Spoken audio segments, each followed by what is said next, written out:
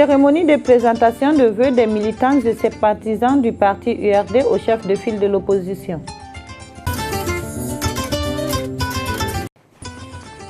Cérémonie d'inauguration du centre de monitoring et de contrôle des médias et audiovisuels de la HAC ce mardi 15 janvier 2019. C'est l'annexe de la dite institution qui a servi de cadre à l'événement.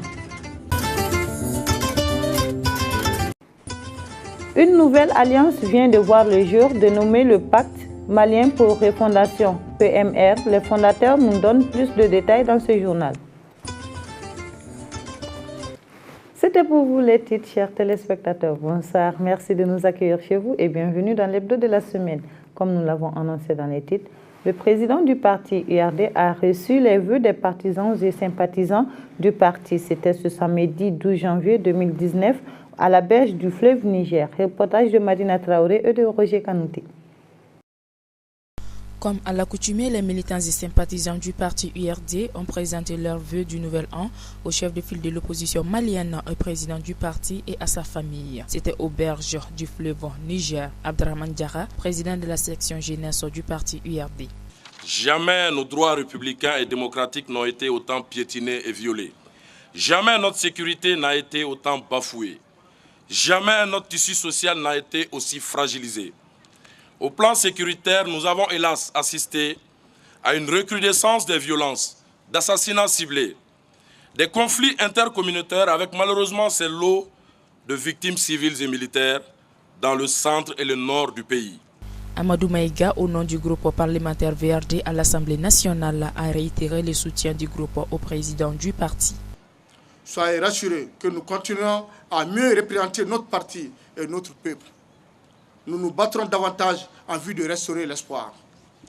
Monsieur le Président, honorable Soumaïla, je formule mes vœux, mes meilleurs vœux de l'année 2019 à vous, à votre épouse et à toute la famille Cissé. Je souhaite pour les militants et sympathisants de l'URD une année 2019 pleine d'espoir. Professeur Salikou Sanogo, premier vice-président du parti URD, n'a pas manqué d'appeler les uns et aux autres au dialogue. Nous prions ardemment que ce nouvel an vous apporte la paix dans le cœur, en parfaite santé, et vous souhaitons réussite et prospérité dans toutes vos entreprises personnelles et dans l'aboutissement de la vision noble que vous mûrissez pour la nation malienne toute entière. Que notre engagement toujours renouvelé en faveur du progrès national soit couronné de succès. Que votre engagement toujours renouvelé en faveur du progrès national soit couronné de succès dans la lutte engagée sous votre leadership et aux côtés de vos alliés pour la restauration et la sauvegarde de la démocratie, de la justice et de l'état de droit. Investissons-nous pour cette démocratie, c'est en ces termes que le président du parti URD, l'honorable Soumaïla Cissé, a présenté ses vœux du nouvel an à la nation. La situation actuelle du pays requiert la détermination et l'implication sincère et loyale de toutes et de tous pour sauver notre nation. Oui, sauver le Mali de ses différentes crises par l'engagement de l'URD et de ses différents alliés. Militantes et militants, au cours de cette année 2019, toutes les structures du parti doivent être renouvelées. Des comités jusqu'au bureau exécutif national, en passant par les sous-sections, les sections et les fédérations. Investissons-nous pour passer ce cap démocratique dans un esprit d'ouverture et de respect des idéaux et textes du parti. Faisons, j'insiste là-dessus, faisons de la place à ceux qui nous rejoignent. C'est d'une impérieuse nécessité. À l'IRD, nous l'avons toujours dit, il n'y a pas de nouveaux militants, il n'y a pas d'anciens militants, il y a des militants de l'IRD 1.7. Le bilan du parti URD durant l'année écoulée, l'appel à la paix, au dialogue et à la cohésion sociale sont entre autres sujets évoqués lors de la présentation de vœux.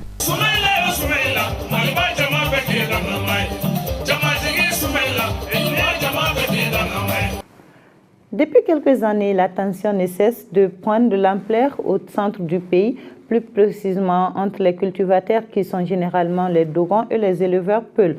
Afin de mieux comprendre ce problème, notre équipe de reportage a approché le chargé au conflit de l'association Guina Dogon au Mali.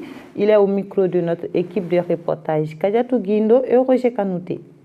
Le problème du centre est beaucoup plus endémique et beaucoup plus complexe que le problème du nord.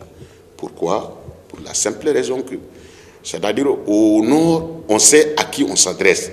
On peut parler de Mijaou, on peut parler de Gadia, on peut parler de MNRA, on peut parler de MA. Ça, c'est des structures organisées, connues. Par contre, au centre, tu te demandes vraiment qui est en train de vraiment s'aimer ces désordres-là. D'abord, très souvent, dans les médias, dans les réseaux sociaux, j'en passe, on est en train de parler de conflits Peul-Dogon. En réalité, quand on veut schématiser ce conflit sous forme de conflit Peul-Dogon, tu vas complètement rater la réalité. Le Dogon a toujours cohabité avec le Peul.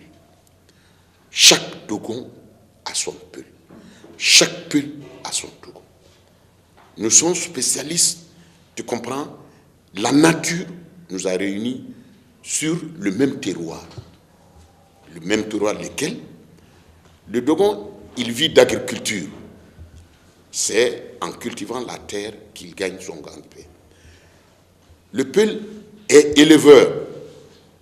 Il élève ses animaux, le pâturage est dans le même terroir que Dieu nous a donné.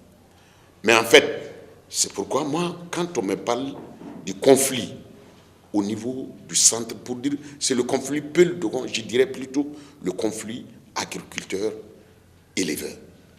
Moi, je préfère ce terme-là plus que le terme Peul-Dogon.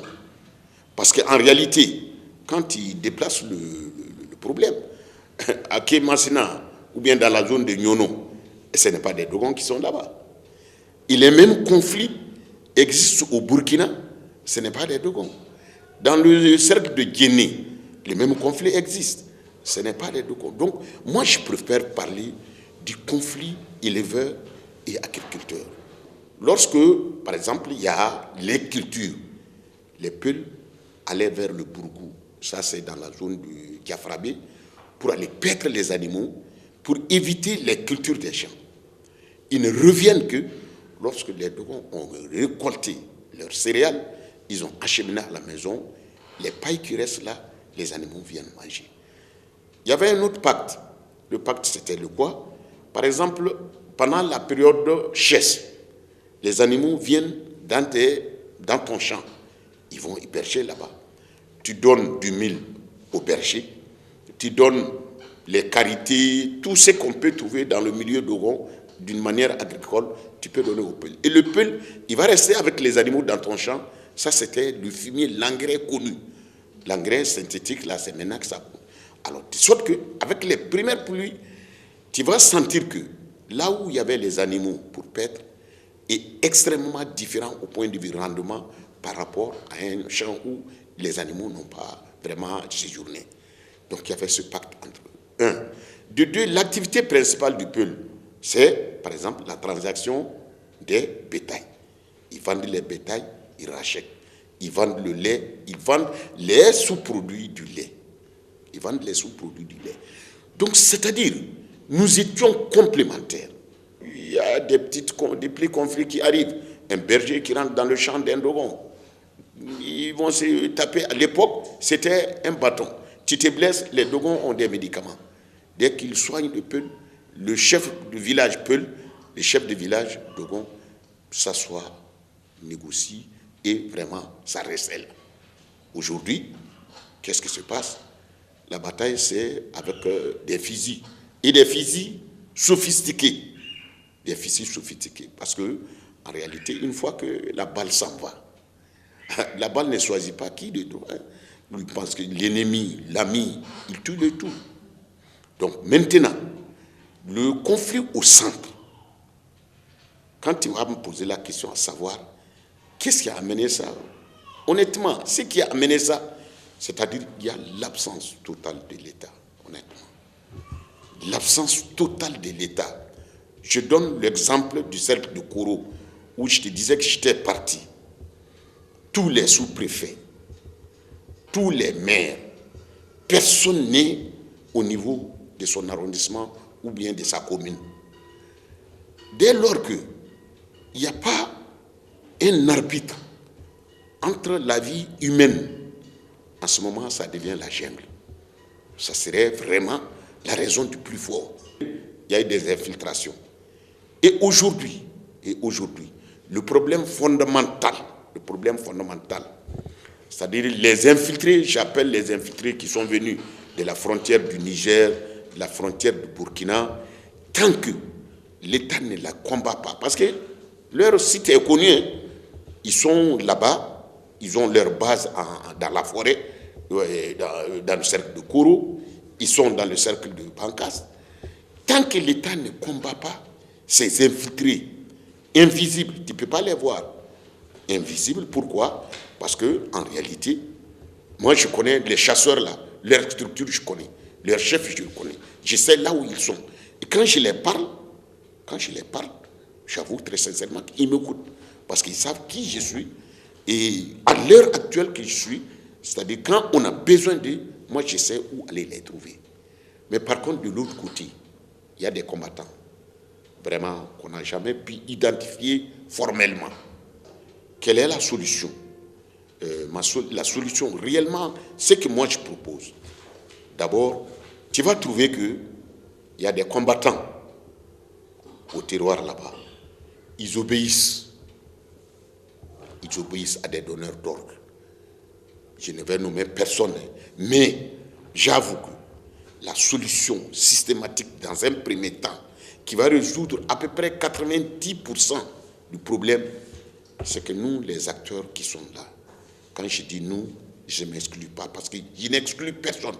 Nous, les acteurs qui sont là, qu'on parle avec beaucoup de sincérité, beaucoup de réalité, ne pas avoir, tu comprends, le poids d'un atome, quelque chose de noir au fond du cœur.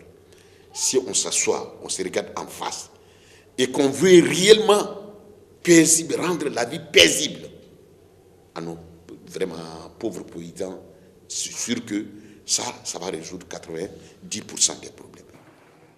La Haute Autorité de la Communication a organisé la cérémonie d'inauguration du Centre de monitoring et de contrôle des médias audiovisuels ce mardi 15 janvier 2019 à l'annexe de la dite institution. C'était en présence du ministre de la Communication et de plusieurs personnalités du Mali et du Maroc. Reportage. Pour mieux surveiller les programmes des 18 chaînes de télévision et 36 chaînes de radio autorisées à Bamako, que la Haute Autorité de la Communication HAC a mis en place le Centre de monitoring et de contrôle des médias audiovisuels. Ce centre permettra l'acquisition, l'enregistrement et le stockage des programmes de toutes les radios et télévisions autorisées à Bamako. C'est dans ce cadre qu'elle a organisé cette cérémonie d'inauguration. Après les mots de bienvenue du maire de la commune 4, le directeur de la Haute Autorité de la Communication audiovisuelle du Maroc nous dit que l'installation de ce monitoring est une belle illustration. À ce propos, je considère que l'événement d'aujourd'hui est d'abord l'illustration concrète de la convergence heureuse qui existe entre la HACA et la HAC en tant qu'institution indépendante mobilisée en faveur du droit de nos citoyens à une communication libre, éthique et respectueuse des valeurs du pluralisme politique et de la diversité culturelle et sociale. Fort de cette conviction commune que la consolidation démocratique de nos sociétés passe par la garantie de l'équité et la régulation de la liberté d'accès aux médias, nous considérons que l'installation dans le LECO de la HAC du Mali, de la solution technique et informatique de monitoring des programmes audiovisuels développé par les ingénieurs de la HACA est une belle illustration de ce que nous pouvons faire ensemble dans le cadre d'un partenariat expert, diversifié et tourné vers l'avenir. Quant au président de la Haute Autorité de la Communication HAC du Mali, ce centre a été entièrement financé par le budget national. L'accomplissement de la mission de la Haute Autorité de la Communication exige des moyens conséquents. C'est la raison pour laquelle la Haute Autorité de la Communication, dès son installation, a fait de sa dotation en équipement technique une priorité à laquelle le gouvernement a attaché du prix. Le centre de monitoring à l'inauguration duquel nous allons assister dans quelques instants a été entièrement financé sur le budget national. Je voudrais alors ici remercier le gouvernement et remercier le ministre de l'économie et des finances pour toute l'attention qu'il a accordée à ce projet de la Haute Autorité de la Communication. Le centre qui va être inauguré est un instrument de très haute technologie, comme vient de le dire l'expert. Il aura pour mission d'assurer, outre le monitoring des médias audiovisuels, celui de la presse en ligne et de la presse écrite. Mais concernant l'audiovisuel, le logiciel permettra la réception 24 heures sur 24, 7 jours sur 7, des programmes audiovisuels, sonores et télévisés édités par les services opérant sur le territoire malien. Il permet aussi l'enregistrement, le stockage et l'archivage des 10 programmes sur la plateforme technique centrale installée dans les locaux. Entièrement paramétrable, alors le logiciel permet de vérifier l'équité d'accès des organisations politiques, des hommes politiques, surtout en période électorale, et c'est ça qui intéresse notre pays pendant la période électorale qui s'annonce, parce qu'au cours de l'année 2019, nous aurons à faire 4 scrutins, comme l'a annoncé le Premier ministre, chef du gouvernement. Monsieur le ministre de l'économie numérique et de la communication, partenaire privilégié de la Haute Autorité de la Communication, ce centre de monitoring des médias vient s'ajouter au vaste plateau technique dont vous êtes en train de doter notre pays, notamment dans le cadre du déploiement de la TNT. Je voudrais vous en féliciter et vous assurer de toute la disponibilité de la Haute Autorité de la Communication à collaborer avec votre département. Rappelons que cette cérémonie d'inauguration est le lancement officiel des activités du Centre de monitoring et de contrôle des médias audiovisuels. Elle a été agrémentée par la remise des attestations aux agents formés et s'est terminée par la visite des locaux. Un atelier de 4 jours sur le renforcement des capacités des magistrats sur la protection des droits des femmes au Mali a débuté ce mardi 15 janvier 2019 à l'Institut national de formation judiciaire Maître Demba Diallo de Bamako. Cet atelier a été organisé par l'ONG CICSP en partenariat avec la MDH et UIDAF. Reportage de Kadiatou Guindo et de Moussa Tembini. C'est dans le cadre du renforcement des capacités des magistrats sur la protection des droits des femmes que l'ONG CICEPA et ses partenaires AMDH et le WILDAF ont organisé cet atelier de 4 jours. Monsieur Abdel Diarra, directeur adjoint de la Direction nationale de l'administration judiciaire, a déclaré ouvert le dit atelier. Cette formation vient à point nommé car la double crise sécuritaire et institutionnelle de 2012 a entravé l'administration de la justice, notamment dans certaines zones du pays ayant été occupées par des groupes armés. Pendant cette période d'occupation, de nombreuses violations graves de droits humains, y compris des crimes sexuels, notamment des viols, mariages forcés et esclavages sexuels ont été commises. Cette crise a imposé des défis nouveaux, lesquels nécessitent un renforcement de capacités continues des acteurs de la justice, notamment les magistrats. Par ailleurs, la nécessaire protection particulière accordée par les instruments régionaux et internationaux aux personnes à besoins spécifiques, dont les femmes, enfants, handicapés, personnes âgées, mérite une mise à jour des professionnels de droit. Mesdames, Messieurs, les autorités judiciaires et politiques ont conscience de ces enjeux et défis nouveaux et s'attellent à déployer des moyens nécessaires pour y faire face. C'est dans cette optique que le Mali a signé et ratifié plusieurs conventions régionales et internationales relatives aux droits de l'homme en général et aux droits de la femme en particulier. De même, pour permettre l'accès des victimes à la justice et de lutter contre l'impunité, les autorités judiciaires ont pris des mesures idoines, au nombre desquelles je vais citer la saisine de la Cour pénale internationale en juillet 2012, le transfert temporaire de compétences des juridictions des zones occupées au tribunal de grande instance de la commune 3 de Bamako, la création d'une juridiction spécialisée contre le terrorisme, l'adoption d'une politique de justice transitionnelle. Les autorités judiciaires ne ménageront aucun effort pour poursuivre le renforcement des capacités des acteurs judiciaires à travers des formations, moyens matériels et humains pour leur permettre de faire face aux nombreux défis actuels. Tout en espérant que vous allez amplement profiter de cette formation de 4 jours, je voudrais à mon tour vous exhorter à l'assiduité et à la courtoisie dans les échanges. C'est sur ce mot d'espoir que je déclare ouvert l'atelier de renforcement des capacités des magistrats sur la protection des droits des femmes au Mali. Ainsi, Maître Mokhtar Mariko, président de l'Association malienne des droits de l'homme, nous donne ses impressions par rapport à cet atelier. Le Mali a ratifié beaucoup de conventions de protection des droits de l'homme et en particulier des droits des femmes. Et vous le savez tous, et qu'il n'est pas de secret de polichinelle que nous savons que la coutume est en train de prendre le pas sur les conventions que le Mali a signées, et ce qui fait que les droits des femmes sont beaucoup discriminés. Donc nous avons choisi aujourd'hui ceux qui appliquent la loi, ceux qui doivent appliquer les conventions, dans un atelier afin qu'ils échangent avec les experts de certaines organisations, de certaines structures onusiennes, qu'est la MINUSMA, MISAEL, et avec d'autres experts maliens qui viendront discuter avec les magistrats maliens pour voir comment nous pouvons endiguer ces discriminations et ces violences qui sont faites quotidiennement aux femmes. Donc ça, c'est le but de cet atelier. Mon dernier mot, c'est qu'il faudrait que le Mali aille vite, parce que depuis la crise de 2012, nous avons assisté à des graves violations commises sur les femmes. Nous avons aussi porté des plaintes, mais à présent, rien ne bouge, ces dossiers-là ne bougent pas, et le pouvoir malien est en train de faire des efforts, mais nous estimons que ces efforts sont insuffisants pour vraiment protéger les femmes et défendre leurs droits.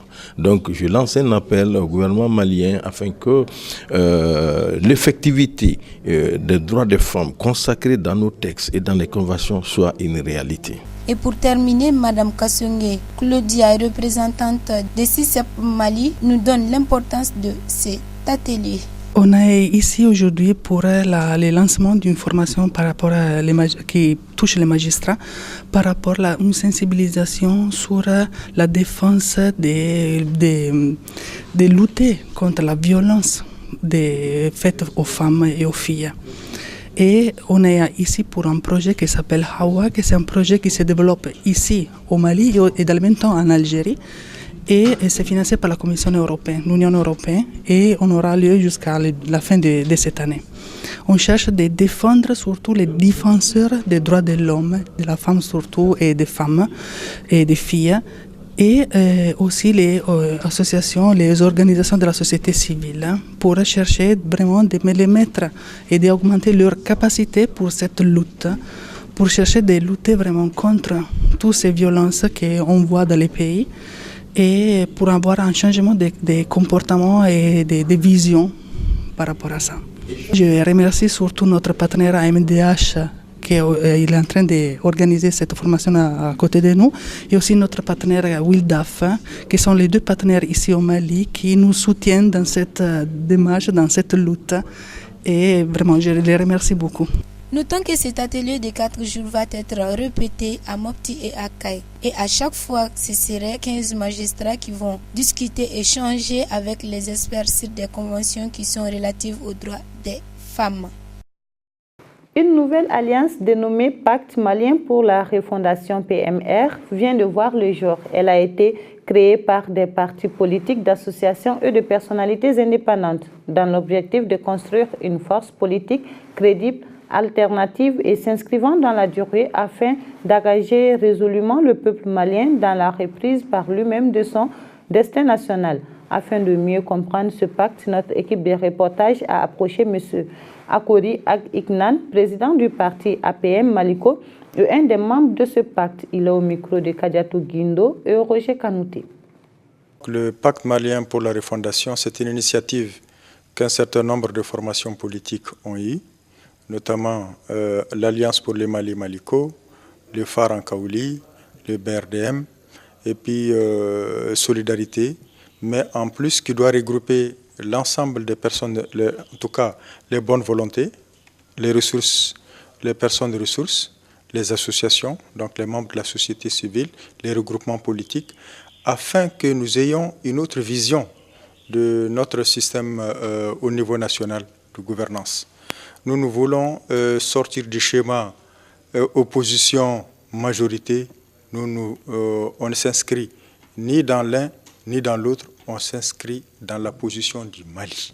Ça veut dire s'il y a quelque chose de positif au niveau de la majorité, et vraiment qu'il y a un intérêt pour le Mali, nous sommes partants. S'il y a des idées intéressantes du côté de l'opposition qui ciblent l'intérêt du Mali, nous sommes partants. C'est pourquoi l'un des éléments essentiels de ce regroupement, c'est de faire en sorte que nous ayons un dialogue national de refondation. Refondation du politique, refondation de la gouvernance, refondation de la société civile, c'est-à-dire que le Malien revienne à ses valeurs anciennes, ancestrales, probité, d'intégrité et du parler vrai, pour nous projeter dans le futur. Si on voit la situation de ceux qui nous ont précédés, ils nous ont légué un pays en paix, un pays où le bon vivre était vraiment, avait droit de citer, avec tous ceux qui nous ont légué, les Sénankouya, le cousinage, etc., nous voyons que nous sommes en train de perdre tout ça. Ce n'est pas normal. Nous nous sommes dit, il faut qu'on se regroupe pour revoir tous ces mots qui, aujourd'hui, qui mènent le pays pratiquement au bord, j'allais dire, de même les affrontements intercommunautaires. Ça, ce n'est pas du tout la situation du Mali. C'est pourquoi nous avons créé ce pacte malien pour la refondation afin que les dialogues avec tous les Maliens, de quelque bord qu'ils soient, de quelque obédience qu'ils soient, quelle que soit leur appartenance ethnique, religieuse, politique, etc., nous avons quelque chose de commun, ça c'est le Mali. Nous devons tout faire pour que le Mali puisse aller de l'avant. Et comment il faut le faire? Il faut réconcilier les Maliens entre eux. Pour les réconcilier, il n'y a pas autre chose que les dialogues que nous avons toujours connus, que toutes nos sociétés ont connus. C'est le prélude à toute autre étape, non seulement dans la gouvernance et le développement. Bon, je dis que c'est un pacte ouvert à tous. C'est ouvert aux personnalités, c'est ouvert aux membres de la société civile, c'est ouvert aux regroupements, aux formations politiques, c'est ouvert à tous ceux qui veulent le changement, un changement positif, un changement périn du Mali. Donc nous devons faire notre introspection, y compris nous, formation politique, pour voir qu'est-ce qui n'a pas marché, faire les meilleurs qu'il pas quelque part, pour avancer. Et là, vraiment, c'est ouvert à tout le monde. Ce que j'ai ajouté, c'est nous appelons les Maliens. Nous appelons les personnalités, les personnes de ressources, les membres de la société civile, les organisations politiques, les organisations de la société civile, les formations politiques, les citoyens en quelque sorte maliens, qu'on puisse se retrouver pour mettre nos idées ensemble, pour que nous puissions porter le Mali vers des avenirs radieux. Et c'est extrêmement important. Le Mali ne peut pas se faire sans la contribution de tous les Maliens, quels qu'ils soient, lettrés ou pas, intellectuels ou pas, de quelque obédience qu'ils soient. C'est ce que nous appelons. Donc c'est pourquoi nous pensons que ce rassemblement-là, c'est une chance pour le Mali. Il n'y a pas d'autre moyen que les Maliens puissent se parler. Après leur réunion mensuelle tenue ce 14 janvier 2019, le directeur général de l'Office national des produits pétroliers, ONAP, nous donne plus de détails sur la baisse des prix des carburants. Selon Modibo Gouroudial, l'essence a connu une baisse de 8 francs et le gasoil 10 francs. C'était au cours d'une interview accordée à notre équipe de reportage. C'était le 14 dernier, le lundi dernier. Nous avons tenu notre réunion mensuelle au titre du mois de janvier 2019, donc pour analyser les données sur les prix fournisseurs et puis les répercussions éventuelles à faire sur les prix à la pompe. C'est ainsi qu'à la faveur des baisses qu'on a enregistrées au niveau des prix fournisseurs, donc, les répercussions ont abouti à des baisses de 8 francs par litre sur le supercarburant. Donc là, le prix à la pompe passe de 710 à 702 francs. Et pour le gasoil, la baisse a été de 10 francs par litre à la pompe. Donc ce qui fait que le prix passe de 643 à 633 francs CFA Bon, oui, certainement, la baisse va continuer. Chaque fois qu'on va enregistrer, continuer à enregistrer des baisses au niveau des prix fournisseurs. Alors, tout dépend de l'évolution des prix fournisseurs.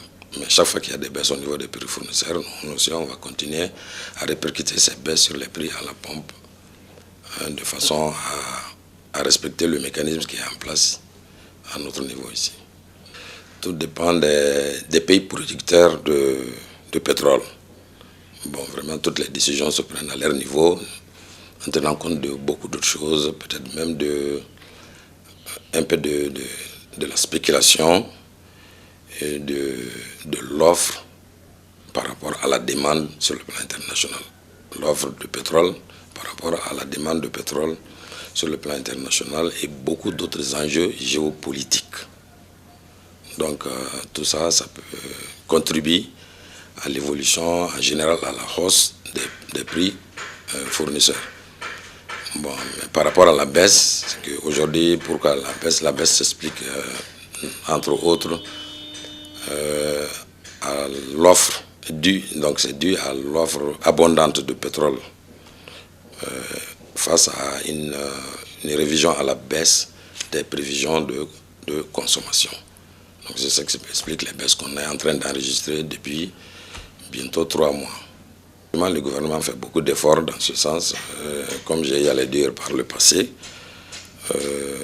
le gouvernement fait effectivement beaucoup de choses en termes de subventions pour soulager, pour avoir des prix soutenables. Pour avoir des prix soutenables à la pompe.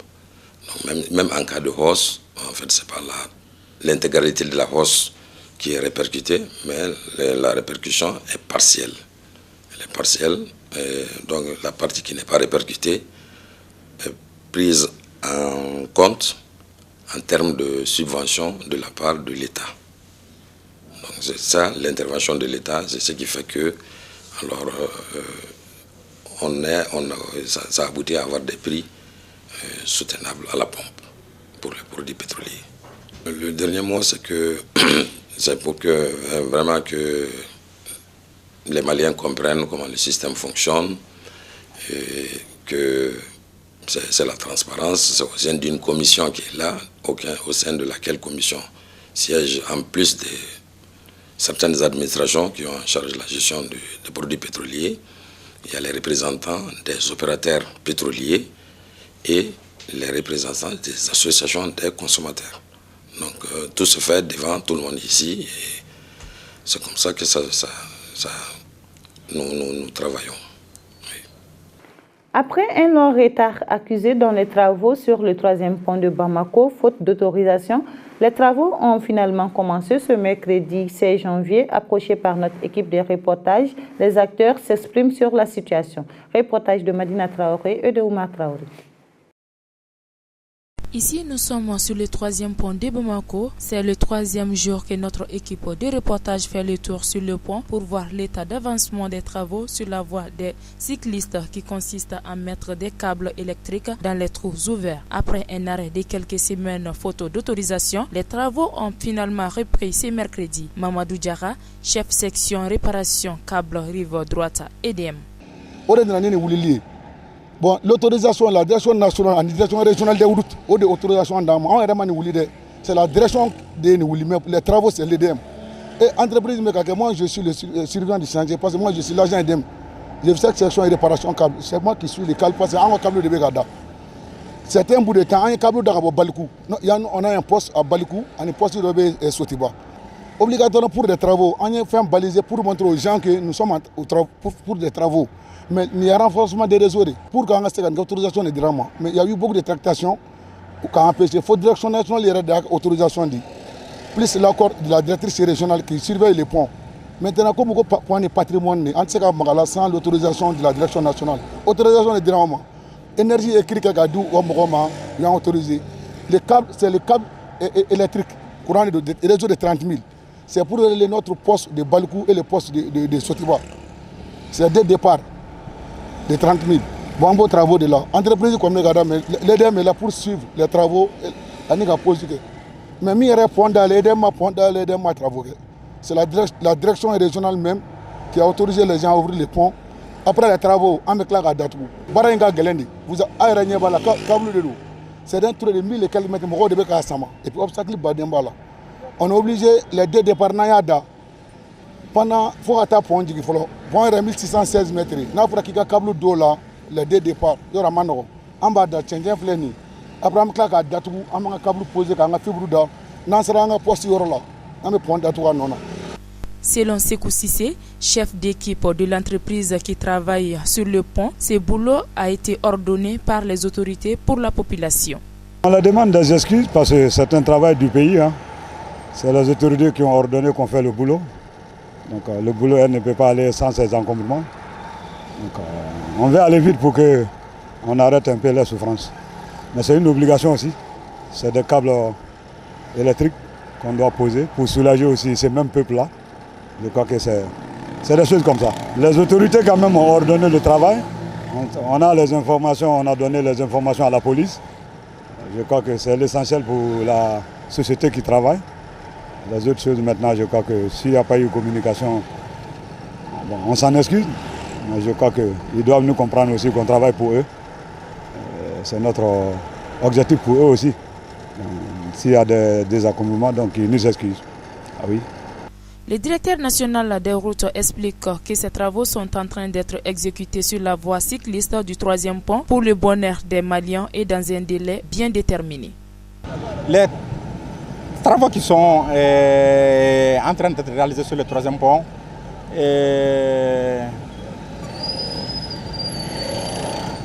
qui ne sont pas en train de se faire sur la route des cyclistes, mais qui sont en train d'être faits sur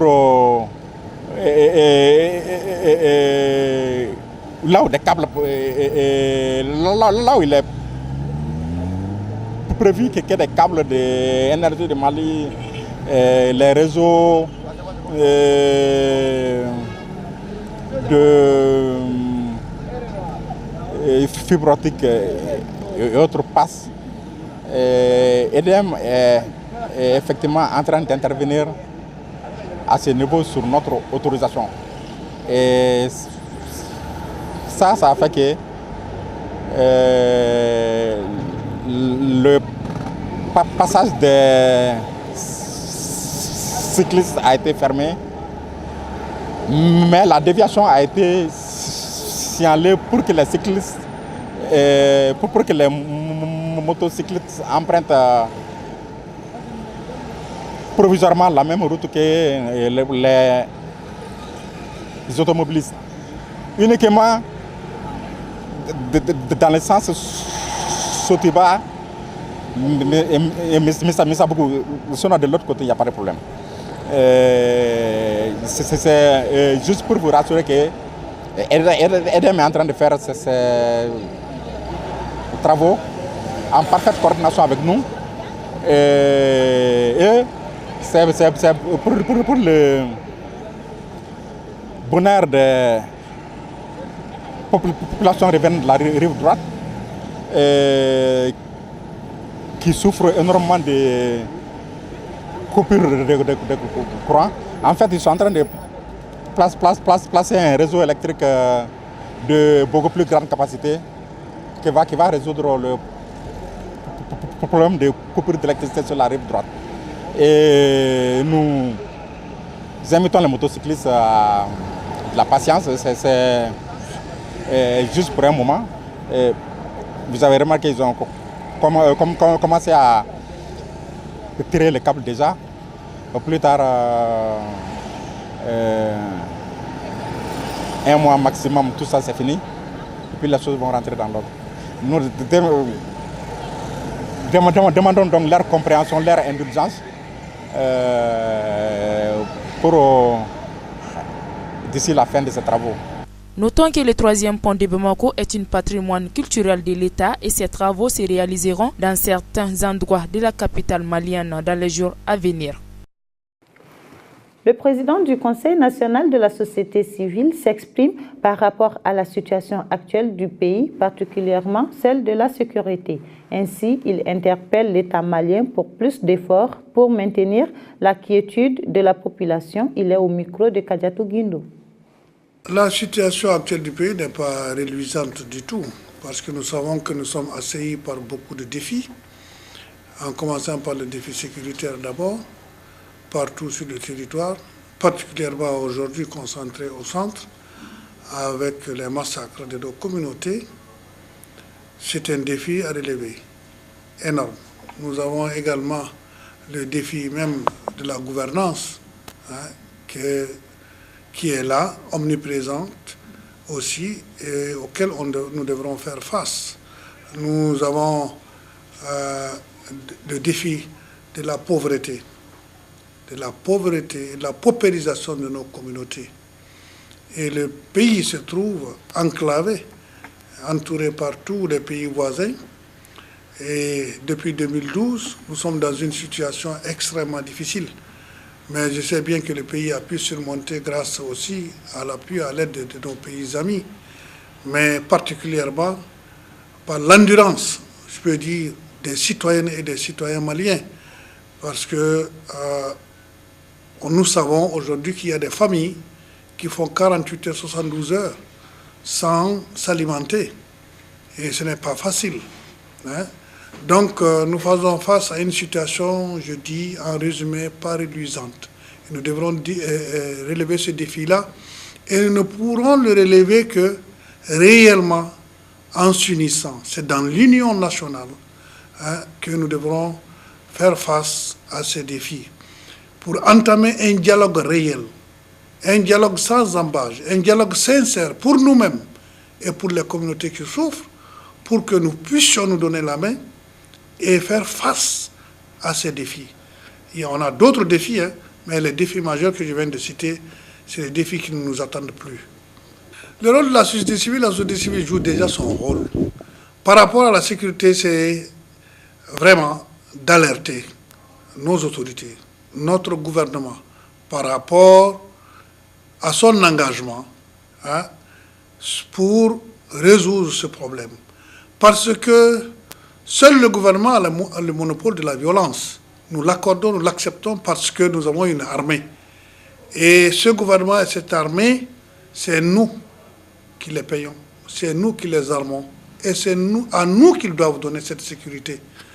Donc, nous ne pouvons que demander aux citoyennes, aux citoyens de coopérer autant que possible pour que vraiment, ensemble, nous puissions faire face à ce défi.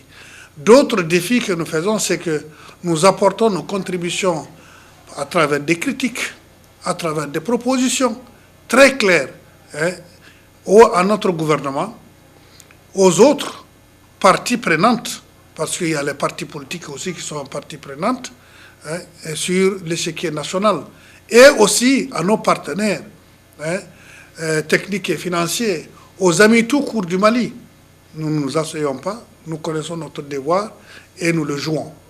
Et nous le jouons de la manière la plus paisible possible, parce que notre pays est vulnérable. Nous savons que les Maliennes et les Maliens, beaucoup souhaitent que nous fassions mieux, parce qu'on se demande où est la société civile. Nous disons que, pour le moment, la situation de notre pays ne nous permet pas d'aller vers des marches, vers des casses. Non, on est fragile. Il faut juste faire beaucoup attention. Une petite étincelle et ça s'embrase. La société civile malienne ne peut pas se donner ce luxe et on ne va pas copier les pays qui sont à côté parce que nous avons l'amour de notre pays. Mais cela ne nous empêche pas de dire à notre gouvernement, à ceux que nous avons élus, de nous donner les services les meilleurs que nous attendons d'eux. Parce que nous sommes prêts vraiment à nous sacrifier. Il y a eu beaucoup de sacrifices. Nous savons qu'on ne peut pas construire ce pays sans ces sacrifices, mais il faut qu'eux aussi mouillent le maillot pour que tous les Maliens et toutes les Maliens sachent que notre gouvernement est en train de mouiller les maillots. à tout azimut, parce que ce qui se passe aujourd'hui, on est sidéré. Cette corruption galopante, cette gabegie financière, on ne peut pas se donner ce luxe-là. Et nous n'allons pas nous taire, nous allons dénoncer positivement pour qu'on se ressaisisse et que vraiment on aille vers la lutte contre la pauvreté au Mali. La population de Missabougou se plaint d'un pavé soulevé dans l'intersection du 3e pont qui fait des victimes depuis quelque temps. Pour ce faire, le directeur national des routes a effectué une visite sur les lieux après avoir été contacté par notre équipe de reportage, Madina Traoré et Oumar Traoré. Un trou dans l'intersection du 3e pont de Bamako fait des victimes à cause de la négligence des autorités maliennes, nous a rapporté un citoyen de Moussabougou.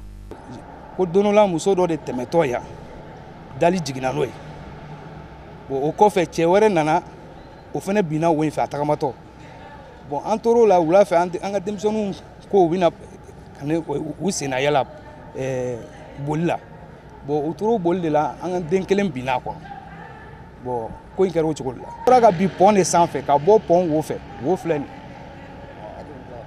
avec 12 mètres bon ka bo ka bi ka sa bon peut-être a chuti mi rega a kungolo kun se ka laje c'est a banana ko c'était grave bon c'est jamana mo e ka fo ni nafateni na quoi nafateni na anga jamana ngono mo mana fo ko mo sara dro c'est fini quoi ça n'a aucune importance bon vraiment wala je ambe dimbatigi de na fora idem bora ga bininga kasa vraiment adusukasi ka bon quoi kasoro fem do fem bien mena atumse ka glan mena abe sagata sangele abe se ka glan mena pour fem fitini ndoro no fe ka dalni ndo glan na dani dala ka sele dro mo sa wasara tu vois que c'est vraiment bizarre bon da kunya mena fe ouais de vraiment jamana ko a gele alendo sinon antara merfe antara musabu police so era là ne era tara merfe principalement ni era tara fe en clara kata irimajo commissariat là kata fo parce que en era non den sali tunte ante pongo ko in kalama mo c'est parce que den bina anana laje ko mo ko flawere bina e ni ji era durulente abse ka laje dalbe muso do de bina na folo o tagamato o de bina na dalbe ji kono bon vraiment ma une autorité mo fait vraiment ni nga gele ni ma quoi mo kelen sara mo fla sara fo mo saba alsa pon dans le puis la dernière personne c'était un petit enfant de 12 ans. Joint au téléphone par notre équipe de reportage, le directeur national des routes qui venait d'apprendre la nouvelle s'est rendu personnellement sur le lieu avec son équipe pour constater les dégâts. Bon, yaninga takani kuma ifene mbafo mo fla bina kuma mɔgɔ fila binna kɔnɔ musokɔrɔba kelen ani denmisɛnnin dɔ ni ka bon ni diɲɛ fɛn bɛɛ an bɛ dugawu da k'u ye ala ka u dayɔrɔ suma ala ka hɛrɛ to u kɔ o bɔlen kɔfɛ a la ko min kɛra yɛrɛ mun don ni ye pont sabanan ta pont fila de dilannen don pont fila de dilannen don ɲɔgɔn kɛrɛfɛ sira fila min bɛ taa o bɛ pont min kan o b'a dan ma sira fila min bɛ segin o bɛ pont min kan o b'a dan ma mais a fila jɔlen bɛ ɲɔgɔn kɛrɛfɛ techniquement min y'a to an bɛ pont dilan ten cogo la an tɛna don ɲɛfɔli la o ye sécurité ko ye ala k'an kisi ni pont yɔrɔ dɔ tiɲɛna ko dɔw fɛ tiɲɛli mana kɛ côté kelen kan a tɛna se côté kelen ma a mana kɛ côté kelen kan a tɛna se côté kelen ma donc ni tiɲɛli suguya dɔ kɛra côté kelen kan ala k'an kisi mɔgɔw bɛ se ka boli côté dɔnni kan yanni tiɲɛli kɛra min kan o ka dilan donc pont sabanan dilannen don ten cogo de la donc a fila ni ɲɔgɔn cɛ wo de b'o ni ɲɔgɔn cɛ a wo a tɛ mètre kelen bɔ au-delà il y a foko wo nya a famu parce que na kla ka fo de wo bora ponga era de wo ma bo ponga pon flaw ni nyon tie wo mbe wo ka dam ne pon kuna kata fa kuna wo de be mais en kala ndonga mesure de sécurité d'ota no avec forme ko glissière de sécurité no nié ka olu girman baw jo de telle sorte que al ni mobile nana accident kala abe mobile ka soku amorti al ni mobile baw accident kala abe u be ka soku amorti bon olu dlanen ko fait et puis obe mo ko pali ka teme kabo pondo ka kata doka aflana mi a women no anye dal document do la ka oka ka adatu parce que pour ça fait ni pour le faire pour là absaka ke mo ka fon bi se ka bi fam sa no se ka bi ali accident do la mo ko do se ka progoto ka benga projeté olu fait un pinta ou bekana taka jikono e o re ko son anye dal do manu do la ka o espace min be pon flan no kan pour que ka o datu depuis pon damne fo à là-bas pon ni kilomètre kele ni ko kata akun fa kun au espace de blalen do pon flan no kan ka ou datu ni dali. Maintenant, qu'est-ce qui s'est passé? Il se trouve que Kodoba a été au Tomaroy. On est au Minga Galan Kosobe. Wa Kodamson nous refait. Olubek longa de Kakono, Kaka Bulbuli Akono. Bon, awere dal nuné. Dal nous madlam pour que foi ka to maka amadlan pour que mo ka to maka amadlan pour que tlunga ka ka amadlan pour que faut que adlana dron pour que fin me sa mo se ka tla mo la ka bi olu be kana ka jikono ta ka fin oui. Il est interdit de marcher ou même de conduire dans l'interception des déponts. Pour ce faire, la Direction nationale des routes lance un appel à la population au respect strict de cette interdiction pour sauver des vies. Salia Samake a accordé une interview à notre équipe de reportage dans le but de faire un récapitulatif de l'année 2018 de la gestion politique de notre pays. Selon lui, 3 grands points essentiels sont à noter, à savoir la crise sécuritaire au centre du pays, l'élection présidentielle de 2018 et le report des législatives. Comme perspective, il invite les 2 partis politiques, notamment la majorité et l'opposition, de s'unir pour le bien de notre pays, le Mali. Il est au micro de Kadiatou Guindo et de Oumar Traoré. Au Mali, en 2018, le pays a été caractérisé par, selon moi, quand même, par à peu près 3 événements majeurs. L'événement majeur, le premier, c'est un peu la crise sécuritaire qui s'est progressivement déplacée du nord du pays au centre, les élections présidentielles et ainsi que le report des élections législatives. Ça, c'est pour moi les 3 grands points quand même qu'on peut évoquer et qui ont quand même, comment est-ce qu'on appelle, émaillé la vie politique au Mali. Bon, par rapport à la crise sécuritaire, vous savez, aujourd'hui, le Mali traverse une situation très, très difficile. En 2018, nous avons été confrontés réellement à la progression des activités criminelles du nord du pays au centre. Alors, selon moi, les forces maléfiques, si on peut les appeler comme ça, sont parvenues pratiquement à occuper l'ensemble donc des acteurs chargés de la sécurité du Mali au centre. Bon, je me dis, c'est quand même ça a un objectif. Parce que pour qui connaît la crise générale depuis 2012 à maintenant, c'est que nous avons pratiquement perdu le nord. Alors la reconquête effectuée a été de manière partielle avec l'arrêt de nos forces aux portes de Kidal. Ça a été fait dans quel dessein? Dieu seul le sait. Alors, avec l'effort de la communauté internationale, on a pu quand même un peu nous maintenir au nord, bien que mal. Mais il faut reconnaître que, en fait, l'objectif, c'était certainement aussi quand même de nous dégager. Alors, les forces ont progressivement donc travaillé et avec les ennemis du Mali à envahir le centre. Aujourd'hui, on ne parle même plus du nord. On est tous occupés à nous occuper du centre. Alors, ce qui se passe dans le nord du pays aujourd'hui, personne ne le sait. Donc, c'est pourquoi j'ai dit qu'il y a un objectif qui était là, et cet objectif-là, il faut chercher à l'atteindre.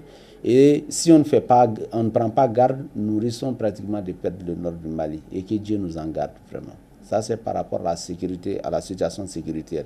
C'est pour dire que tous les Maliens doivent se donner la main à faire un front commun pour faire face à la situation sécuritaire, pour qu'on puisse résoudre ce problème-là. Autrement, l'objectif de rechercher, c'est de vraiment partitionner le pays. L'année a été aussi quand même caractérisée par les élections présidentielles. Beaucoup ne pariaient pas sur le Mali, la capacité du Mali à pouvoir organiser des élections. Mais par la grâce de Dieu, le gouvernement a pu tenir en fait sur le challenge. Le défi a été relevé. On a pu tenir les élections, on a pu avoir un président de la République. Malheureusement, à la fin du processus, il y a eu en fait ce qu'on appelle un clash qui a en fait soulevé une crise qu'on appelle la crise post-électorale et qu'on est en train de gérer même en 2019 actuellement. Cette crise post-électorale peut être analysée selon moi, ma façon de voir de deux sortes. C'est qu'en fait, il y a les partis qui étaient comment est-ce qu'on appelle, qui devaient aller aux élections. Il y avait deux types de partis. Ceux qui pensaient qu'en fait, le processus ne pouvait pas aboutir, mais on essaie d'y participer parce qu'ils ne pourront pas. Et ceux qui se disaient que non, il fallait aller pratiquement à une transition. C'est deux types de forces et ceux qui croyaient. Donc ces trois-là ont fait travailler jusqu'à aller aux élections. Mais il faut reconnaître que l'une des parties avait en tête que, quelle que soit la situation, il fallait aller à l'alternance. Et c'est ce qui a abouti vraiment à, comment est-ce qu'on appelle, à cette crise post-électorale. Parce que quel que soit le résultat sorti des élections, les gens n'étaient pas certainement dans l'optique de les adopter. Sinon, si on prend le processus électoral de 1991 à maintenant, je dis que ce processus de cette année a été pratiquement l'un des processus les plus encadrés et qui donnait plus de garanties par rapport à la transparence. Mais quand on a commencé à contester pratiquement les résultats, donc on a fait fi de tout ce qu'il y avait comme dispositif qui était en cours pour encadrer les élections et chacun s'est forgé en fait des arguments pour pouvoir contester. Alors par rapport à ça, moi je dis, nous sommes dans le pays, nous ne sommes pas dans un pays normal. La crise sécuritaire a beaucoup vraiment secoué le pays de 2012 à maintenant. Du moment où on n'est pas dans un pays normal, on gère avec les compromis. Il faut que les Maliens se disent que personne d'autre ne peut venir trouver la solution au problème si ce n'est que nous-mêmes. Ça veut dire quoi? Il faut aller à des négociations, il faut avoir des compromis pour sortir de ce jeu-là. Le pays ne gagne pas, les Maliens ne gagnent pas dans la situation actuelle-là. Donc, en termes de perspective, il faut aller aux négociations. Il n'y a pas d'autre solution que d'aller aux négociations. Même les guerres qu'on a eues dans le temps, au Mali ou bien dans le monde entier, ça se termine toujours autour d'une table. Donc, surtout que nous sommes tous quand même les fils d'un même pays, on ne peut pas faire fi vraiment des négociations. Au gouvernement de prendre les dispositions pour rester ouvert, à l'opposition aussi d'accepter d'aller aux négociations. C'est à ce seul prix-là qu'on peut s'en sortir, non seulement pour résoudre la crise politique, mais pour résoudre aussi la crise sécuritaire. Autrement, nous partons vraiment à notre perte. Et c'est pas ce que je pense que les Maliens recherchent à la date d'aujourd'hui. Le troisième point, ça, c'était le report des législatives. Bon, vous avez vu, la situation a impacté beaucoup. Donc, la situation sécuritaire a impacté tout le processus. Aujourd'hui, s'il fallait partir aux élections législatives, il n'était pas très évident.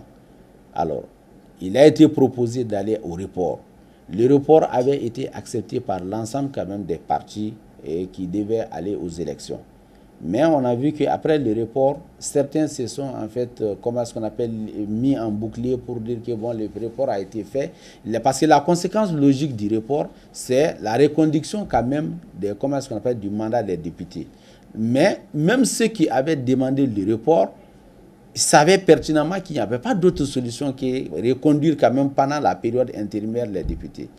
Mais compte tenu de la crise post-électorale qui s'est, comment est-ce qu'on appelle, envenimée, les gens se sont pratiquement arc-boutés pour dire que non, on ne pourra plus quand même, on ne veut plus que les députés soient reconduits, il faut aller à d'autres options. Mais toutes ces options sont des options vraiment qui, si on essaie aujourd'hui d'implémenter, sont des options aléatoires. Il n'est pas évident que ce qu'on recherche là-dedans puisse nous amener vraiment à bon port. Donc moi, je dis à la date d'aujourd'hui, qu'on puisse vraiment, comment on appelle, se donner la main encore une fois autour de ce qui a été adopté et qu'on aille vraiment à une solution pour sortir le pays. Les Maliens ont trop souffert. Les Maliens ont vraiment trop souffert. Il est temps d'arrêter vraiment ce qui se passe.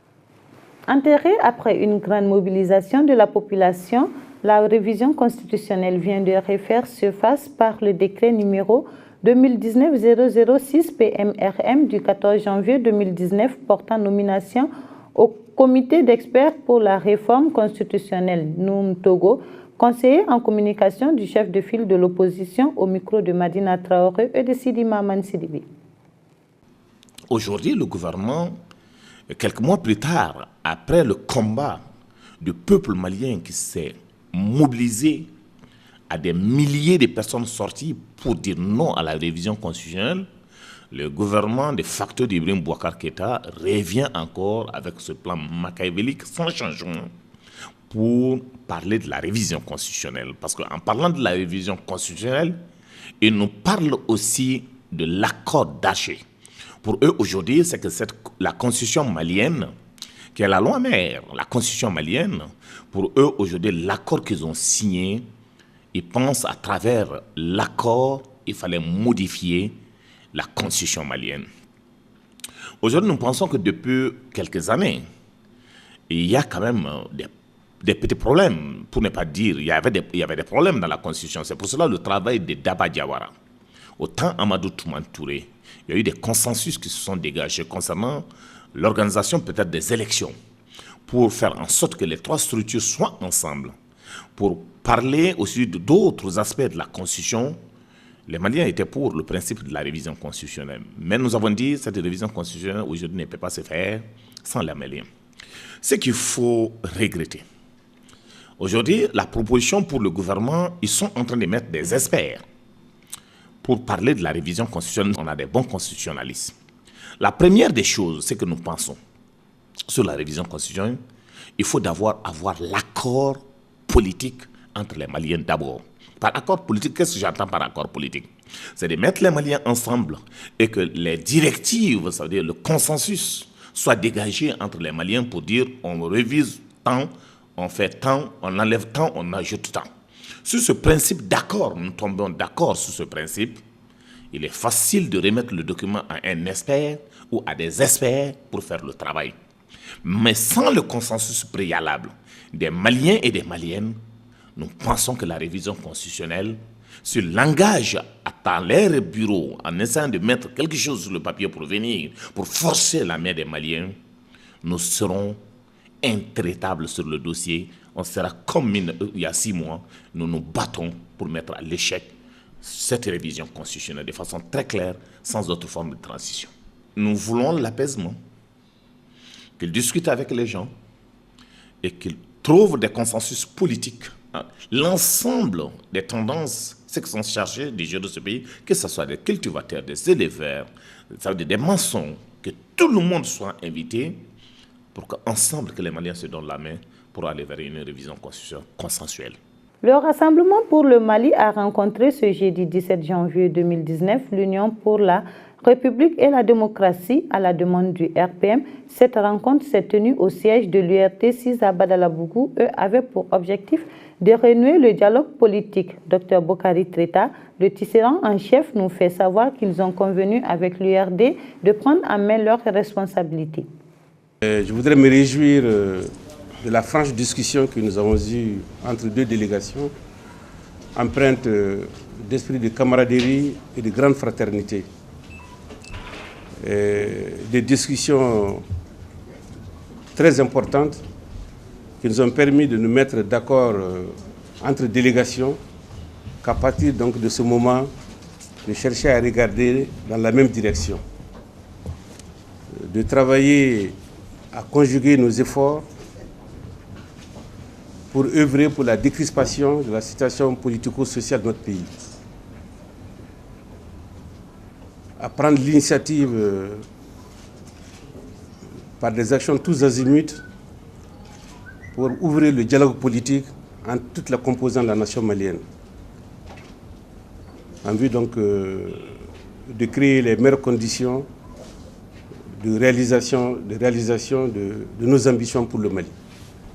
Pour ce faire, nous avons décidé de mettre en place une commission paritaire qui va rapidement nous faire une proposition de cadre de travail et qui va travailler à identifier les principaux défis qu'ensemble, direction URD, direction RPM, nous allons travailler à relever, bien sûr en rapport avec toutes les forces politiques et sociales qui peuvent vraiment donc être concernées par cette démarche. Dans le même cadre, Soumaïla Cissé a montré sa satisfaction avant d'ajouter que la situation du pays est difficile et que les Maliens ont besoin de se parler. Remercier et féliciter la direction du RPM qui a bien voulu être là cet après-midi pour cette discussion. Souhaiter au RPM, à ses cadres, bien sûr à l'ensemble des Maliens, une bonne et heureuse année en 2019. Souhaiter que ce soit vraiment une année de concorde, une année de dialogue, une année de paix. La situation de notre pays est difficile, nous l'avons partagée. Nous avons passé en revue les différentes crises qui assaillent notre pays. Sécuritaire, crise sociale, crise économique et financière, et même la crise politique. Ce qui est heureux, c'est que nous sommes tous convenus, tous les deux, qu'il y a une crise dans le pays et que, et le RPM et l'URD, nous avons des responsabilités. Nous devons assumer nos responsabilités face aux difficultés actuelles du peuple malien. Nous devons nous commettre pour trouver les voies et moyens pour ce faire. Mais nous restons convaincus qu'il faut des réformes institutionnelles, mais qui passent forcément par un dialogue politique élargi. Il faut que les dialogues soient enclenchés, qu'ils soient surtout bien enclenchés, pour impliquer bien sûr les partis politiques, la société civile, et que l'ensemble de notre peuple se sente concerné par ce qui est en train de se passer. Ce dialogue politique devrait pour nous aboutir à un consensus, à une sorte d'accord politique. Cet accord politique va nous permettre de modifier nos textes, que ce soit la Constitution, que ce soit la loi électorale, que ce soit les droits et libertés, tout ce qui peut contribuer à renforcer notre démocratie, à donner un caractère encore plus républicain à notre pays. Nous allons continuer ce débat, il va au-delà du RPM et du URD, il concerne l'ensemble de la classe politique, la société civile. Nous sommes tous concernés. Du côté de l'IRD, nous insistons toujours, et nous avons toujours insisté, depuis que nous sommes officiellement dans l'opposition, à la nécessité du dialogue. Nous sommes un pays de dialogue. Nous sommes un pays où le dialogue a construit des empires. Nous sommes un pays, nous ne pouvons pas nous passer de dialogue. Et nous sommes disponibles pour le dialogue. Mais le dialogue doit se faire dans le cadre d'un engagement commun des deux côtés. Il doit se faire avec la vérité, que nous mettions tout sur la table. Et je pense que nos amis du RPM et nous sommes pour la vérité, pour que de vraies solutions puissent être trouvées dans notre pays. Nous allons, comme l'a dit le président de l'État, mettre des équipes en place. Nous allons encore avoir l'occasion de nous rencontrer. Mais je pense que cette rencontre doit être une rencontre de dates. Ça doit être un début de quelque chose. Un début de dialogue entre les Maliens. Un début pour que nous essayions de sortir de cette crise par le haut. L'Union nationale des travailleurs du Mali, UNTM, décide d'aller en grève de 120 heures allant du lundi 11 février au vendredi 15 février 2019 à 0 heure si ces doléances ne sont pas satisfaites. Un préavis qui vient après une grève de 72 heures observée les 9, 10 et 11 janvier. Les détails avec Issa Bengali, secrétaire administratif du bureau exécutif de l'Union nationale des travailleurs du Mali, au micro de Madina Traoré et de Sidima Mansidibi. Ce n'est pas de mettre à genoux l'économie, mais seulement que nous réclamons certaines choses. Nous réclamons, c'est des droits. Parce qu'en fait, si nous demandons une amélioration des conditions de travail des travailleurs, c'est déjà un droit pour les travailleurs. Ça dépend de la forme. Parce que si le gouvernement aussi comprend que c'est un droit, je pense qu'on peut s'entendre à travers des négociations. Parce que nous, ce n'est pas l'objectif visé par un travail n'est pas aller en grève. La grève n'est pas un objectif. La grève, c'est qu'on est contraint. Sinon, il est mieux qu'à travers un dialogue fécond, les gens puissent comprendre. Mais quand on est à l'extrême, on est obligé d'aller à la dernière arme du syndicat qui est quand même la grève. Sinon, nous savons l'impact de la grève sur l'économie, l'État le sait également. Et c'est voilà pourquoi nous, notre objectif n'est pas d'aller forcément à cette grève. Notre objectif, qu'on aura à s'entendre. Parce que le Mali nous appartient à tous. Hein. Le Mali, c'est pour nous tous, c'est pour les travailleurs. Le Mali appartient surtout aux travailleurs, parce que toutes les richesses qui sont créées ici, c'est les travailleurs. Partout dans le monde, même dans une entreprise aujourd'hui, même les chefs d'entreprise qui est là, qui dit ça et ça, tout ce qu'ils gagnent aujourd'hui, c'est les travailleurs qui sont la main-d'œuvre qui est là, qui travaille, qui crée les richesses. Et cette main-d'œuvre doit aussi bénéficier du fruit aussi, en tout cas des bénéfices déjà de l'entreprise. Et il en a de même pour le pays. Les travailleurs travaillent, ils créent la richesse, mais en même temps, il faut qu'il y ait une distribution équitable des ressources du pays. C'est ce que nous voulons. Il faudrait qu'il y ait une équité dans la distribution des ressources. 5 jours de grève, tout le monde le sait. Faites un petit calcul, vous allez voir que c'est vraiment important. Mais si on est contraint à aller à ça, on le fera. Si on est contraint à aller à ça, on le fera aussi. Demandez aux travailleurs d'être vigilants, parce que peut-être qu'on a fait une première grève qui a bien reçu. Il faudra que les gens soient toujours mobilisés pour défendre chèrement quand même ce qu'ils réclament. Parce que si nous réclamons aujourd'hui, c'est pour les travailleurs, c'est les préoccupations des travailleurs. On n'invente rien. C'est les travailleurs qui nous amènent leurs préoccupations. Et c'est les préoccupations qui sont prises en compte au niveau du bureau exécutif de l'UNTM. Donc aujourd'hui, puisque jusqu'à présent, les préoccupations ne sont pas prises en compte à présent, il faut qu'ils soient mobilisés. Il est évident que nous allons rentrer très certainement en négociation avec le gouvernement. Bon, s'il y a gain de cause, le problème, on les avisera. S'il n'y a pas gain de cause, la grève va continuer. Donc il faudra qu'ils restent vigilants, qu'ils soient mobilisés pour défendre chèrement leurs droits. Page Culture. Dans le but de présenter son tout premier album, l'artiste chanteuse Awa Mangara, résidant en Slovaquie, a tenu une conférence de presse ce jeudi 17 janvier à la Maison des Jeunes de Bamako. Reportage de Kadiatou Guindo et de Omar Traoré. Cette conférence de presse a été organisée par l'artiste malienne Awa Mangara vivant en Slovaquie. Elle avait pour objectif d'informer l'opinion nationale et internationale sur la sortie de son premier album dénommé Mama Africa. Je suis venue avec mon album Mama Africa pour montrer au public malien et à la presse malienne de m'aider à faire ma communication concernant l'album. L'album s'appelle Mama Africa. Pourquoi Mama Africa? Puisque je suis malienne et je viens de l'Afrique. C'est pour représenter l'Afrique en Slovaquie. Ça fait 12 morceaux. J'ai 12 morceaux dans l'album Mama Africa. J'utilise 3 langues. Il y a le bambara, il y a l'anglais, il y a le français aussi. Et dans l'album prochain, je vais ajouter encore une autre langue qui est la langue slovaque. Donc je vais utiliser 4 langues dans l'album prochain. Bon, la vente en Slovaquie, c'est parfait, ça marche très bien. Mais ici, les gens n'ont pas tendance à acheter les albums. Mais en Slovaquie, ça va, c'est nickel. C'est presque fini. Oui, la musique peut me nourrir en Slovaquie, ça j'en suis sûre. Pour ceux qui veulent avoir l'album ici, Ils peuvent l'avoir à l'ORTM, à la Télé Liberté et à Africable aussi. La dite conférence a été riche en couleurs avec la présence de certains artistes comme Ami Yereolo. Et l'artiste a émerveillé le public avec son a cappella. Nous souhaitons la bienvenue au nouvel album.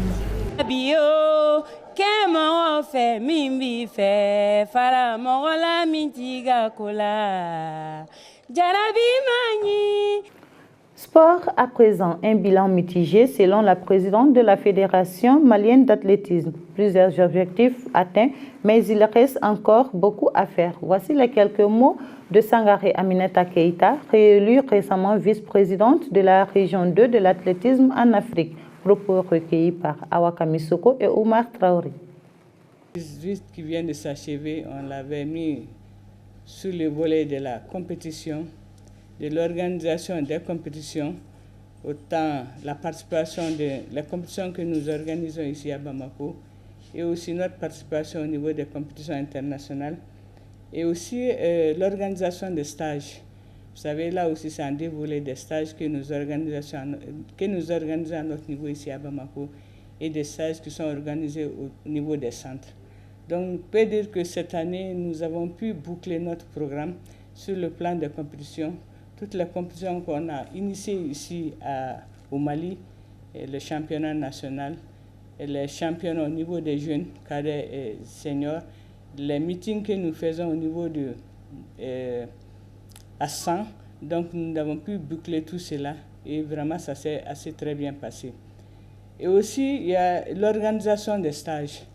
Vous savez, dans notre programmation pour 2018, on avait programmé un certain nombre de stages, notamment le stage des journalistes a été le premier d'ailleurs qu'on a eu à organiser. Je pense que vous avez participé à ce stage-là. Le stage des entraîneurs, le stage des officiels techniques. Donc tout cela, on a pu les organiser ici à Bamako. Et aussi les stages qui sont organisés au niveau des centres de Dakar. Tous ces stages-là qui ont été organisés, on a pu envoyer des jeunes à ce niveau.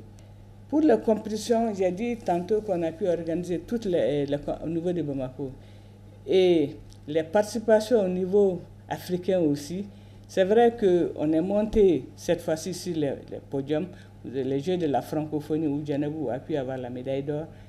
Et au même jeu, il y a Kenifin Traoré qui a pu obtenir la médaille d'argent et Cheroudia qui a pu obtenir la médaille de bronze.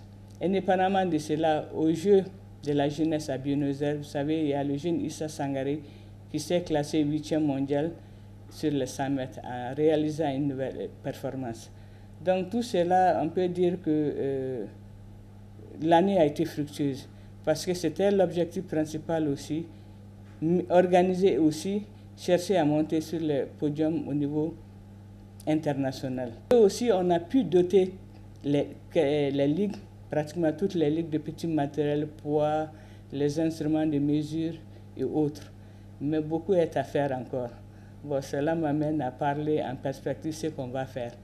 Et vous savez, au Mali, ici, on n'a que 2 pistes en tartan. Le stade du 26 mars a une piste et aussi le stade Omnisport a une piste. Mais je peux dire que la piste du stade Omnisport est dans un état de dégradation très avancé. On organise tout sur ces pistes-là. C'est des rallyes, et il faut même des thés. Vous savez, c'est en matière synthétique. Et si on fait le thé et tout cela sur la piste-là, ça fait qu'elle est énormément dégradée. Je suis vraiment heureuse d'être élue vice-présidente de la région 2. Dans certains journaux, on attend zones. C'est au niveau de l'athlétisme, de la Confédération africaine d'Afrique, on parle des régions, c'est des régions de développement. Donc, si je peux dire que la région 2 regroupe les zones 2 et 3 de l'ACNOA, parce que c'est des zones de développement. Vous savez, la zone 2, Mali et Guinée et autres là, et la zone 3, c'est Côte d'Ivoire. Mais la région 2, ça regroupe les pays de la CEDEAO. Donc du Niger et autres, là, c'est 14 pays, moins la Mauritanie.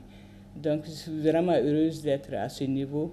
Et c'est une confiance renouvelée de nos partenaires. Et nous allons travailler en tout cas pour le développement de l'athlétisme au niveau de notre région.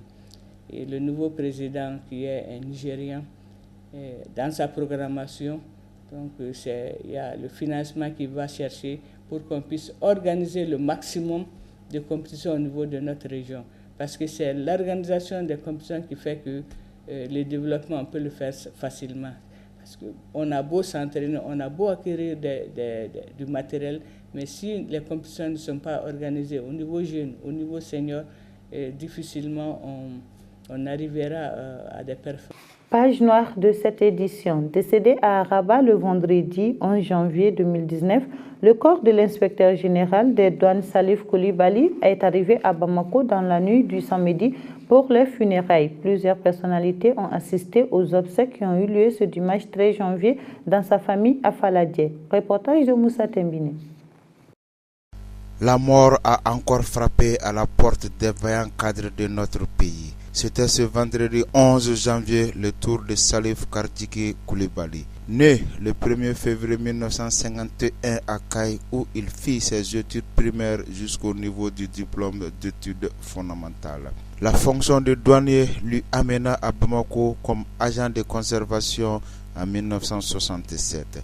Ses premiers postes sont ceux du Nord comme Anderboukan, Tessalit, Labizanga jusqu'en 1975. En 1976, il servit les différentes forces frontalières de la région de Sigasso et enfin terminé sa carrière de douanier au guichet unique de Bamako. Il devient contrôleur des impôts par concours professionnel et approfondit ses études à l'Institut universitaire de gestion UG puis à l'École nationale d'administration ENA qui lui ont valu le grade d'inspecteur général de la douane jusqu'à sa retraite le 1er janvier 2004.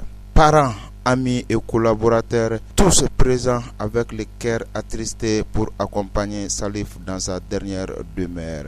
Pour ses amis, cette mort a été une perte pour leur génération. Salif Kardjiki Koulibaly, je le considère comme mon frère parce que son père était l'intime ami de mon père. Ils ont eu plus de 70 ans d'amitié jusqu'à leur mort. Nous aussi, et les enfants de Kardjiki Koulibaly, nous sommes restés des frères. J'ai un petit frère qui porte le prénom de son père. Lui, il a un frère qui porte le prénom de mon père. Salif était un homme aimable, humble et sans façon, sans problème, sans protocole. Il était à la disposition de ses frères et sœurs, de ses voisins, et il était un musulman pratiquant. Que son âme repose en paix, que Allah l'accepte dans son infinie miséricorde. Nous prions tous pour le repos de l'âme du défunt, parce que c'était une personne pieuse, sociable, humaine, humble. Salif, c'est un frère. Nous avons été élevés ensemble à Kaï. Nos maisons étaient côte à côte. Donc je le considère réellement comme un petit frère. Et depuis l'enfance jusqu'à la semaine dernière, et nous avons été ensemble. Il a toujours été ce qui était depuis son enfance. Je peux que vraiment prier Dieu, à la Kahina, là, comme je l'ai dit. Et les gens, les questions que vous avez posées par rapport à nos amis qui sont là, Ahmed Douke, et encore que Bamembiano et Garagné, à la Kenya Tabata et Kashi Jandama, et Amseko Doudeke, Kalase Bela Djelema. En 35 ans de carrière, ses collaborateurs le trouvent un homme loyal. Et ce qu'on ressent, on se remet au bon Dieu. C'est le bon Dieu qui a fait ça. On ne peut rien. Chacun attend son tour. Nous demandons au Tout-Puissant que ça nous trouve sur le bon chemin. C'est tout ce qu'on peut dire. La famille Koulibaly pleure la disparition de leur aiguille car Salif a toujours voulu l'union sacrée de la famille. C'est des frères qui m'ont respecté comme des papas. Évidemment, ce sont mes frères, mais je peux dire que ce sont mes fils. Parce que Salif, quand Salif avait dans les 3-4 ans, paix à l'âme de notre père, on appelait ça à Kaï communément le mollet, la dibiterie. chaque descente de travail, il amène du mollet à Salif. Et nous, en tant que grands frères, en mettant Karnegen Kaminala. Donc, ils m'ont très respecté. Vraiment, il n'y a pas de limite. Il n'y a pas de limite. J'ai le cœur très serré. Vous voyez, j'ai même de la peine à parler.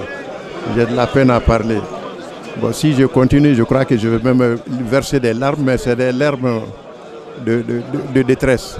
Inhumé au cimetière de Niamakoro ce dimanche 13 janvier, Salif laisse désormais derrière lui une veuve, 5 enfants et de nombreux parents et amis inconsolables. Dor Zampé Salifa. Allahu Akbar, wa la hawla wa la quwwata. Dor Zampé, inspecteur général Salif Koulibaly. Voilà, c'est tout pour cette édition d'information. Merci de nous avoir suivis et passé d'agréables moments en compagnie des programmes de la Liberté Télévision.